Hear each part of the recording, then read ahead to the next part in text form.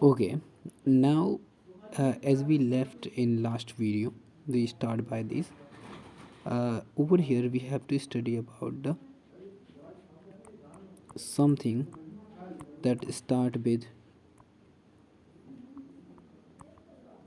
characteristics of chemical reactions.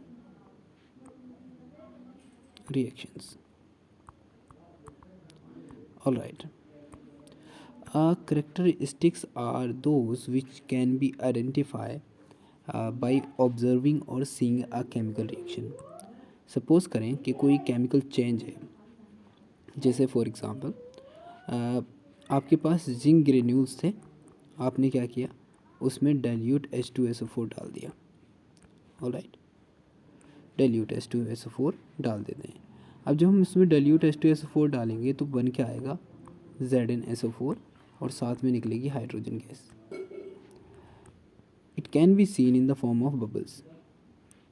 Okay, तो यहाँ पर हमको ये गैस जो है बबल्स की फॉर्म में नज़र आएगी। जैसे फॉर एग्ज़ाम्पल मैं इसको एक बार और लिखता हूँ, H2SO4 they reacts and form zinc sulphate plus H2 gas is formed.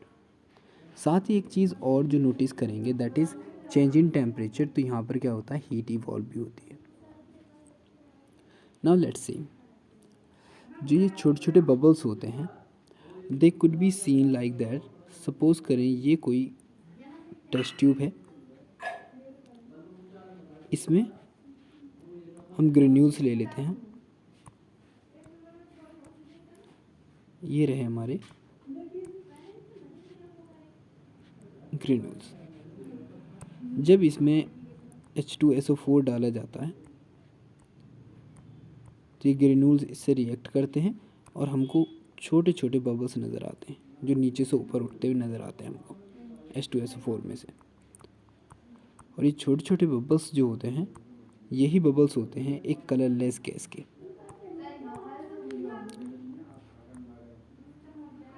Colourless gas, साथ ही एक ऑर्डरलेस गैस भी होती है। ठीक, अब टू नो दैट कि कौन सी गैस निकल रही है, हम एक टेस्ट करते हैं जिसको बोलते हैं pop sound test. Sound test, alright. In this test what happen, जब कोई जलती हुई कैंडल, कैसा बर्निंग कैंडल या फिर स्प्लिंटर इसके पास लेकर जाया जाता है तो वो क्या करता है, एकदम पॉप साउंड के साथ जलने लगता है। पॉप साउंड के साथ जलने लगता है और इससे कंफर्म हो जाता है कि ये रिएक्शन जो है या इसमें से रिएक्शन में से जो गैस निकली है that is hydrogen gas. Hydrogen gas, alright, ये इसकी प्रेजेंस को दिखा देता है। रिएक्शन कुछ ऐसे होती है कि जो हमारी हाइड्रोजन गैस है वो जब जलती है ऑक्सीजन के साथ तो ये रिएक्शन करने के बाद बना लेती है H2O और बहुत सारी हीट निकलती है। ऑलराइट, अगर हम रिएक्शन को बैलेंस करेंगे तो रिएक्शन कुछ ऐसी होगी।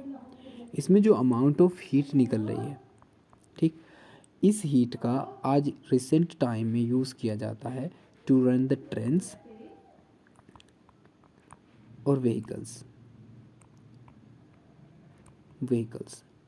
नॉर्मली आपने सुना होगा जो हमारे ट्रांसपोर्ट मंत्री हैं मिस्टर गडकरी, तो उनके पास जो एक कार है आपने देखा होगा वो हाइड्रोजन फ्यूल्ड कार है। हाइड्रोजन फ्यूल कार है, ठीक। और जर्मनी में इसका सक्सेसफुल ट्रायल हो चुका है टू रन द ट्रेन्स। और ऐसा ही जो अपोलो मिशन था, अपोलो मिशन, उसमें भी यूज़ किया गया था सेम सेटअप को, जिसके अंदर जो वाटर निकला था उसको ड्रिंकिंग के पर्पस के लिए यूज़ किया गया था एंड जो एनर्जी थी उससे जो व्हीकल भेजा गया था वहाँ पर उसमें यूज़ किया गया था रॉकेट के अंदर। अब हम आगे देखने वाले हैं अबाउट कि यहाँ पर हमारी ऑब्जर्वेशंस क्या थी। जब हमने देखा तो पहली चीज़ हमने देखी कि यहाँ पर हुआ है इवोल्यूशन ऑफ गैस। तो अगर किसी भी रिएक्शन में गैस निकलती है और उस चेंज के अंदर जो हमको गैस निकलती हुई नज़र आ रही है उसकी वजह से हम उसको आइडेंटिफाई कर सकते हैं और हम बता सकते हैं कि इस रिएक्शन का ये जो एक करेक्टरिस्टिक प्रॉपर्टी है, दैट्स मीन रिएक्शन या तो हो रही है, reaction is taking place, for example हम यहाँ पे एक चीज़ और देख लें। जैसे फॉर एग्ज़ाम्पल हम कह सकते हैं कि हमारी रिएक्शन कुछ ऐसी है कि हमने लिया है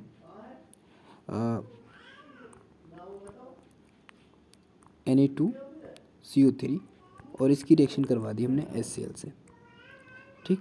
ये HCl एक्वस है, ठीक। जब रिएक्शन होती है यहाँ पे बन के आता है NaCl 2 टाइम्स और साथ में निकलती है CO2 और साथ ही निकलेगा इसमें से H2O। ऑलराइट 1 सेकेंड, यहाँ पे निकल जाएगा H2O,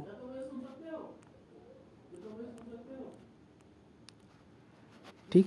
अब यहाँ पे जो गैस निकल रही है ये गैस क्या होती है, ये भी एक कलरलेस गैस होती है, ठीक। अगर हम चाहें कि इस कलरलेस गैस को और ऑर्डरलेस गैस को टेस्ट करना, तो हम यही जो गैस निकली है यहाँ से CO2, इसको पास करवाते हैं कैल्शियम हाइड्रोक्साइड के सोल्यूशन पर। एक्वस सोल्यूशन होता है कैल्शियम हाइड्रोक्साइड का, और जब हम इसको पास करवाते हैं तो यहाँ पर फॉर्मेशन हो जाता है कैल्शियम कार्बोनेट का और साथ में निकलता है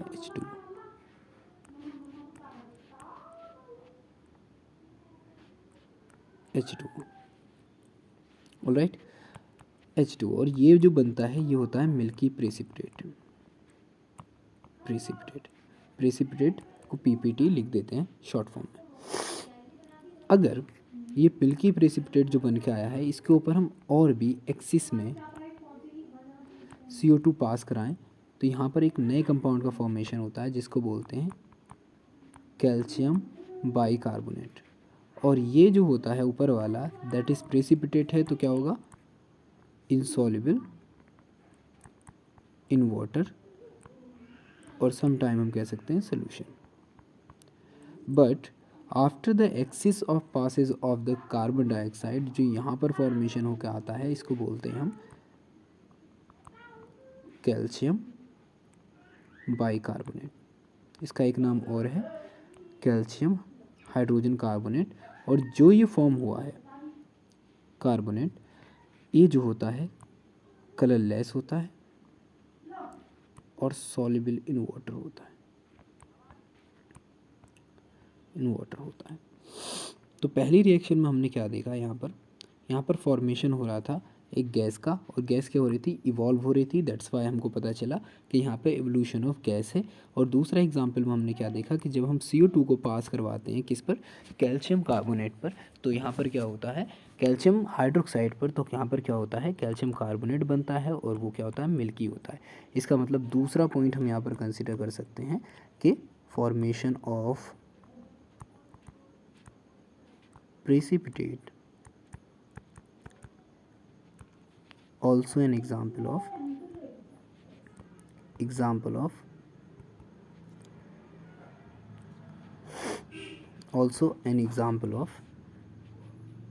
characteristic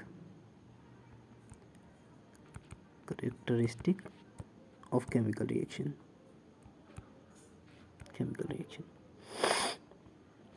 ऑल राइट, इसके आगे हम मूव करेंगे और हम देखेंगे कि आगे क्या होता है। इसका एक जो जर्नल एग्जाम्पल 10th की बुक में दे रखा है, दैट इज़ कि आपके पास क्या है, लेड नाइट्रेट है और आपने लेड नाइट्रेट के अंदर डाला है पोटेशियम आयोडाइड का सोल्यूशन।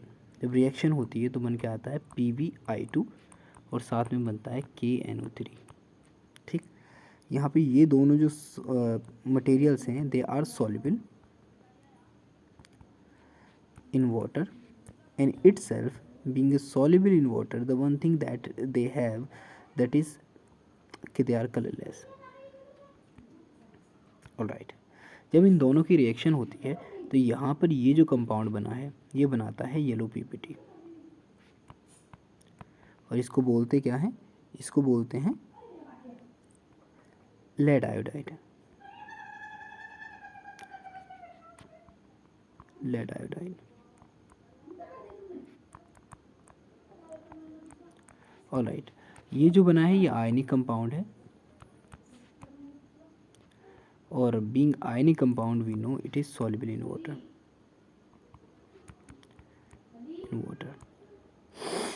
तो यहाँ पे येलो कलर का एक प्रेसिपिटेट बनता है, ये बिल्कुल एकदम येलो कलर का होता है, मतलब आप बोल सकते हैं एक तरीके से कि ये हमको कुछ कुछ कुछ कुछ कड़ी की तरह दिखाई देता है। अंडरस्टैंड? तो इस चीज़ को बड़ी आसानी से आइडेंटिफाई किया जा सकता है किसी भी रिएक्शन के अंदर। ऑलराइट, तो यहाँ पे हमको ये एकदम येलो कलर का दिखाई देता है। Alright, now move to the next page. अगली चीज़ क्या है जिसको हम समझेंगे, जैसे जब हमने रिएक्शन करवाई थी जिंक की H2SO4 के साथ, और ये कैसा था, डाइल्यूट था, ठीक। तो हमारे पास बन के आया था ZnSO4, साथ में निकली थी हाइड्रोजन गैस, और यहाँ पर रिलीज हुई थी हीट। ऑलराइट, जो ये हीट रिलीज हुई है it is also show you, या फिर एक ऑब्जर्वेशन में हम इसको नोटिस कर सकते हैं कि यहाँ पर भी क्या हो रहा है, एक प्रोसेस हो रही है, और उस प्रोसेस के थ्रू हमको पता चलता है कि ये रिएक्शन क्या है, इसमें हीट जनरेट हो रही है, और जब ये हीट निकलेगी तो इससे हमको पता चलेगा कि यहाँ पे कोई ना कोई केमिकल चेंज हुआ है, केमिकल चेंज हुआ है, ठीक। अब जब केमिकल चेंज हुआ है दैट्स मीन हीट का रिलीज़ होना और हीट का एब्जर्व होना। किसी भी केमिकल चेंज में हम जानते हैं, केमिकल चेंज में हम जानते हैं कि या तो हीट रिलीज़ होती है, ऑलराइट, या फिर हीट गेन होती है। Okay, in case of release, in case of release reaction are known as exothermic reaction, ठीक, या एक्सोथर्मिक केमिकल रिएक्शन, और अगर हीट गेन होती हो तो बोल देते हैं एंडोथर्मिक रिएक्शन। दोनों का एक एक एग्जाम्पल ले लेते हैं। जैसे फॉर एग्जांपल अगर मैं बात करता हूँ कि हम एंडोथर्मिक रिएक्शंस कौन सी होंगी, तो आपने सुना होगा photosynthesis. Photosynthesis it is one of type of A endothermic reaction. Alright, तो इसमें क्या होता है, इसमें अगर आप देखें हम फोटोसिंथेसिस की थोड़ी डिटेल में बात करते हैं, तो जो हमारे प्लांट्स होते हैं, प्लांट्स के अंदर लीव्स होती हैं, और लीव्स के अंदर जो उनका कलर होता है green colour, that is due to a pigment, और उस पिगमेंट को बोलते हैं हम क्लोरोफिल। इस क्लोरोफिल का काम होता है सनलाइट को लेना और उसको स्टोर कर लेना, ठीक। और जो भी ये सनलाइट स्टोर हुई है उसका यूज़ करना to break the bonds in carbon dioxide and water to form food material, जिसको हम बोलेंगे एक तरीके से ग्लूकोज। अंडरस्टैंड? तो ये क्या करते हैं, इस तरीके से ग्लूकोज का फॉर्मेशन कर लेते हैं। ऑलराइट, तो यहाँ पे हमारे पास क्या हो गया, ग्लूकोज का फॉर्मेशन हो चुका है, और ये ग्लूकोज का जो फॉर्मेशन हुआ है ये किस तरीके से होता है उसके बारे में हम थोड़ा सा और देख लेते हैं। जैसे फॉर एग्ज़ाम्पल अगर मैं बात करूँ तो कार्बन डाइऑक्साइड प्लांट्स लेते हैं एयर से, ठीक। वाटर आता है थ्रू द रूट्स, एनर्जी या फिर जो सनलाइट है वो आती है हमारी सन से, मतलब इन the form of radiation, radiation, ठीक। इसको जनरली दिखाते हैं HNO से, ठीक। अब यहाँ पर जो होगा इसमें एक कैटलिस्ट की तरह कब काम करेगा क्लोरोफिल, जो कैसा है, एक ग्रीन कलर का पिगमेंट है, सॉरी ग्रीन कलर का पिगमेंट है। अब जब रिएक्शन होगी तो फॉर्मेशन होगा C6H12O6, साथ में निकलता है इसमें वाटर और निकलती है O2। ऑलराइट, रिएक्शन को अगर बैलेंस करें हम तो इसको कर देंगे 6, इसको कर देंगे 12 और यहाँ पे हमारी रिएक्शन के बाद बन के आया है ग्लूकोज। ठीक, ये यहाँ पे हमारे पास क्या बन के आता है, ये जो है इसको बोलते हैं हम ग्लूकोज, हमारा ग्लूकोज है। ऑलराइट, ये है ऑक्सीजन गैस जो रिएक्शन के अंदर फॉर्म होती है। ऑलराइट, सारी ऑक्सीजन को आप बैलेंस कर लें। ठीक, जैसे यहाँ पर आए हैं 6, यहाँ पर हो गया हमारे पास 6, तो यहाँ से निकल गए हैं वाटर मॉलिक्यूल, तो यहाँ पे जो बचेंगे ये बन जाएंगे हमारे पास H2O, वो भी 6 टाइम, तो 12 हाइड्रोजन यूज़ हो गए, तो 6 हमको मिल जाएंगे यहाँ से ऑक्सीजन, और यहाँ से जो ऑक्सीजन मिल रही है वो मिल रही है हमको कितनी, 12 ऑक्सीजन, तो हमारे पास हो जाएंगे टोटल 18 ऑक्सीजन, जिनका हाफ हो जाता है 9O2। ठीक, तो यहाँ पे ये रिएक्शन होती है, इसके बाद हमको ये सा वाला प्रोडक्ट मिल जाता है। Now further move to the reaction, कि यहाँ पर हमको पता चला कि जिसके अंदर कोई भी फॉर्म ऑफ रेडिएशन, हीट एब्जर्व होगी, उनको बोल देंगे हम एंडोथर्मिक रिएक्शन।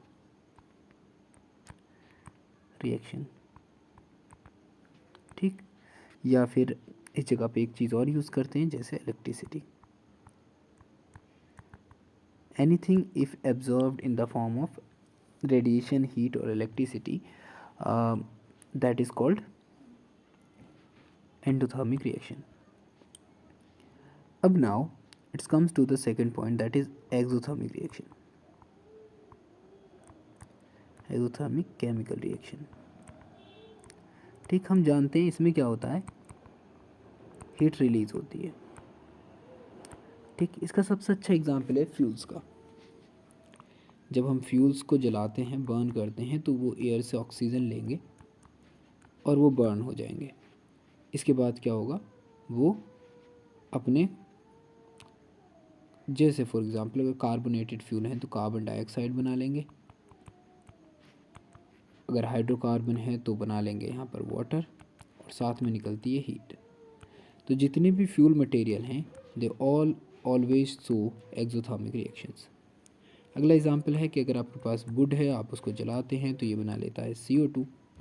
ठीक, अगर एयर क्या है, एक्सिस में प्रेजेंस है, यहीं पर अगर एयर क्या हो, प्रेजेंस हो लिमिटेड, ठीक, तो इस केस में बनता है कार्बन मोनोऑक्साइड। ठीक, कार्बन मोनोऑक्साइड का यूज़ किया जाता है वाटर गैस के अंदर, और इसको फर्दर हम जला सकते हैं ऑक्सीजन की प्रेजेंस में, और इस बार जो बन के आएगी वो CO2 बनेगी और साथ में निकलेगी हीट। यहाँ पर भी सिमिलरली क्या होता है, हीट निकलती है। जो कार्बन मोनोऑक्साइड है, it is one of the poisonous gas, poisonous gas. ठीक, अगर आप इसको इनहेल कर लें तो it could kill you, because the similar condition happened in Delhi. अभी रिसेंटली न्यूज़ में था कि वहाँ पे क्या हुआ कि जो मच्छर मारने वाली जो अगरबत्ती होती है वो एक घर में जला ली गई, और उस फैमिली में अराउंड 6 मेंबर थे। It was very very sad actually, क्योंकि it is all because of the lack of the information that people are having. तो उसकी वजह से उन्होंने क्या किया, उसे अगरबत्ती को जला लिया। अब जब एक ही रूम के अंदर जो बंद हो, वहाँ पर लोग सो रहे हों, तो इसकी वजह से क्या होता है, जो भी एयर के अंदर ऑक्सीजन होती है उसकी अमाउंट क्या होती जाती है, कम होती जाती है, अमाउंट कम होती जाती है। और जब अमाउंट कम हो जाती है तो इसकी वजह से क्या होता है, गैस की जो जलने के बाद बनती है carbon monoxide. And the carbon monoxide is one of the most dangerous gas और मोस्ट पॉइजनस गैस, जिसकी इफ़ेक्ट की वजह से उन लोगों की जान चली गई। They die, it was very sad.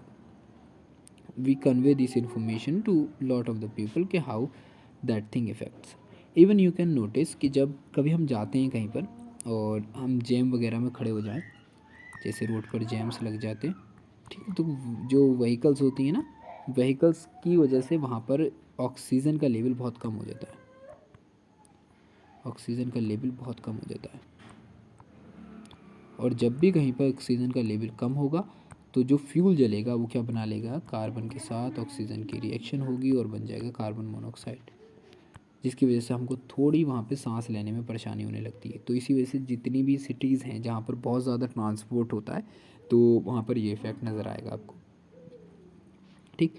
इस तरह की सारी रिएक्शन एक्सोथर्मिक होती हैं। इसका एक और एग्जांपल है, आपको पता होगा कि कैल्शियम ऑक्साइड, इसी को बोलते हैं क्विकलाइम। अगर क्विकलाइम को हम वाटर में डाल दें तो ये इसके साथ रिएक्ट करता है और फॉर्मेशन होता है कैल्शियम हाइड्रोक्साइड का, और साथ में लॉट अमाउंट ऑफ हीट निकलती है, ठीक, लॉट अमाउंट ऑफ हीट निकलती है। Even in the old time और एंशियंट टाइम, आपने बहुत बार सुना होगा पुराने ज़माने की जो सज़ाएं होती थी उसमें इस टेक्निक का यूज़ किया जाता था। वो जो भी क्रिमिनल होता था उसको क्या करते थे कि एक बहुत बड़े सा गड़ा बनाते थे, ठीक, और उस बंदे को इसके अंदर बहुत सारा चूने का पत्थर लगा देते थे किसके, क्विकलाइम के। फिर उस बंदे को यहाँ पर खड़ा कर दिया, ठीक, और यहाँ पर फिर बहुत सारा वो क्या करते थे, पानी डाल देते थे, जिसकी वजह से बहुत सारी हीट निकलती थी और that was very very painful death. तो it was a way of giving sentence to the people, but it was very very bad thing actually. Alright, इसी मटेरियल का यूज़ किया जाता है वाइट वॉशिंग में, वाइट वॉशिंग। ऑलराइट, तो white washing में use किया जाता है जिसमें हम दीवारों के ऊपर क्या कर देते हैं, चूना कर देते हैं। अब हम इसका चूना कर देंगे दीवारों के ऊपर, तो हम जानते हैं दीवारें जो रहती हैं कांटेक्ट में रहती हैं एटमॉस्फेयर के, और हमारे एटमॉस्फेयर में माशाल्लाह बहुत सारी गैसें होती हैं, जैसे कि O2 होती है या फिर CO2 होती है, या फिर बहुत सारी जो भी ऑल द गैसेस हैं, जिसमें हम जानते हैं जो सबसे ज़्यादा रिएक्टिव गैस है वो है ऑक्सीजन या फिर कार्बन डाइऑक्साइड। नाइट्रोजन तो बहुत ज़्यादा इनर्ट गैस होती है, ठीक। तो यही क्या करता है, जो हमारा कैल्शियम हाइड्रोक्साइड है ये रिएक्ट कर लेता है CO2 से और बना लेता है CaCO3 और साथ में निकल जाता है H2O। और जो मटेरियल यहाँ पे ये बन के आया है, ये सा वाला, ये हमको शाइनी वाइट मिल्की कलर का दिखाई देता है, वाइट मिल्की कलर का। अब तुमको पता चला क्यों दीवारें जो होती हैं वो मिल्की कलर की नज़र आती हैं। बाद में जब उनके ऊपर वाइट वॉश कर दिया जाता है, यानी कि चूना फेर दिया जाता है, तो उसके बाद वो बहुत ज़्यादा चमकीली दिखाई देने लगती हैं। लेकिन टाइम के साथ क्या होता है कि जो इन्वायरमेंट में कार्बन डाइऑक्साइड है वो बार बार आके इससे रिएक्ट करती रहती है, तो धीरे धीरे क्या होता है, ये बना लेता है calcium hydrogen carbonate, that is a colourless material, colourless और सॉल्युबल। तो सारा का सारा चूना क्या हो जाएगा, धुल जाएगा अगर बारिश होगी तो। इससे दीवारें कुछ दिनों में क्या हो जाती हैं, खुदरी खुदरी नज़र आने लगती है। That is the main reason. Alright, तो हमने यहाँ पर कौन कौन से करेक्टरिस्टिक्स अभी तक सीख लिए हैं उनके बारे में हम थोड़ी सी बात कर लेते हैं, ठीक। इसमें हमने पहला जो करेक्टरिस्टिक्स देखा था that was evolution of gas, okay. दूसरा जो करेक्टर देखा हमने उसके अंदर हमने बात की थी फॉर्मेशन ऑफ प्रेसिपिटेट। तीसरा करेक्टरिस्टिक्स हमने इसके अंदर बात की है चेंज इन टेम्परेचर, ठीक। और इसी चेंज इन टेम्परेचर की वजह से रिएक्शन क्या होती है, दो तरह की होती हैं, एक्सोथर्मिक और एंडोथर्मिक, ठीक। एक्सोथर्मिक और एंडोथर्मिक ये दोनों इसके टाइप हो गए। अब we move to the fourth one, that is change in colour.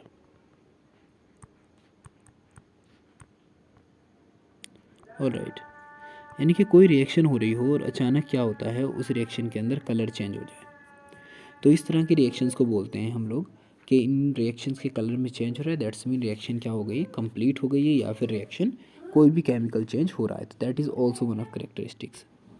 इसका एक जनरल सा एग्जाम्पल उठाते हैं क्योंकि वो काफ़ी बेहतर रहेगा अगर हम कोई जनरल एग्जाम्पल उठा लें। तो जैसे सपोज़ करें हमारे पास कुछ ऐसा है, राइट। पहली चीज़ हमारे पास ये है PbNO3 का होल ट्वाइस, रिएक्शन करवाई हमने KI से, रिएक्शन होती है, बन के आता है PbI2 प्लस यहाँ पर बनेगा KNO3। We balanced it and now what we see, it is formed yellow colour. और जैसे ही हमने येलो कलर देखा, हमने बोला कि देखो भाई ये क्या हुआ है, यहाँ पर रिएक्शन हो गई, और रिएक्शन के बाद कलर चेंज हो गया, और जब कलर चेंज हुआ तो इसकी वजह से हमको पता चल गया कि यहाँ पर रिएक्शन हुई है, तो that is also one of identification. The other example that we can take कि हमारे पास है बेरियम हाइड्रोक्साइड, या बेरियम हाइड्रोक्साइड की जगह हम क्या करते हैं, यहाँ पर ले लेते हैं बेरियम क्लोराइड, और इसकी रिएक्शन करवा देते हैं हम Na2, एग्जैक्टली यहाँ से हमको सल्फेट लेना चाहिए SO4। ठीक, जब हम रिएक्शन करवाएंगे तो हमारे रिएक्शन के बाद बन के आता है barium sulphate plus 2 time NaCl, और जो ये बेरियम सल्फेट बन के आया है ये होता है white insoluble precipitate. Alright, white insoluble precipitate.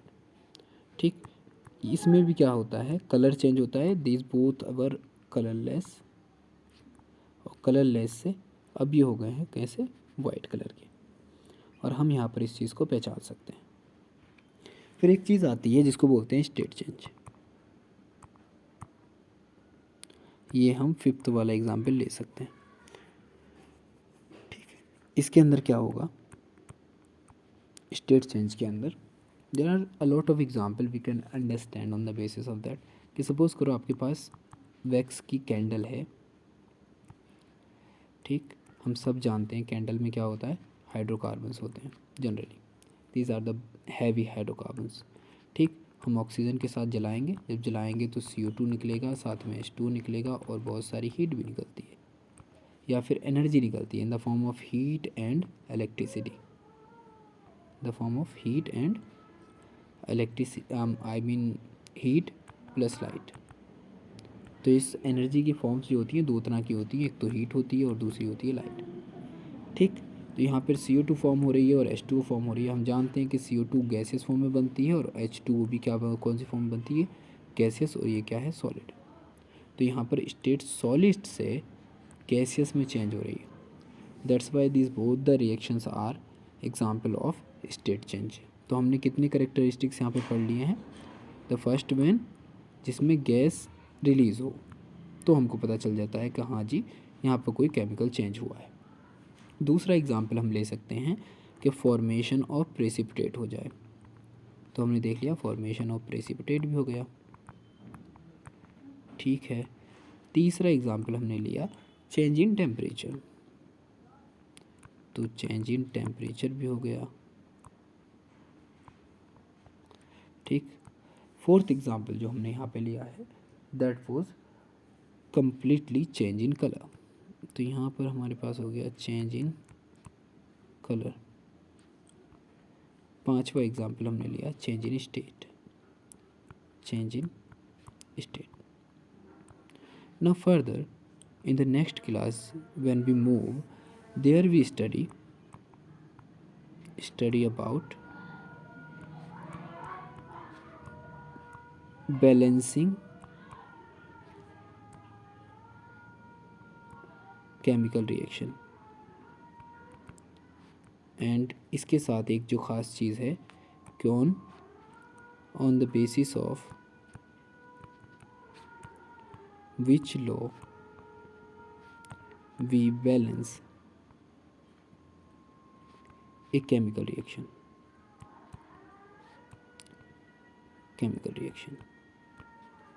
Alright, हम इसके बारे में नेक्स्ट वीडियो में स्टडी करने वाले हैं।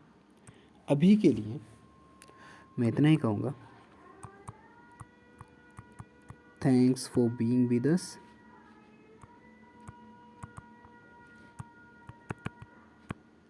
Best of luck.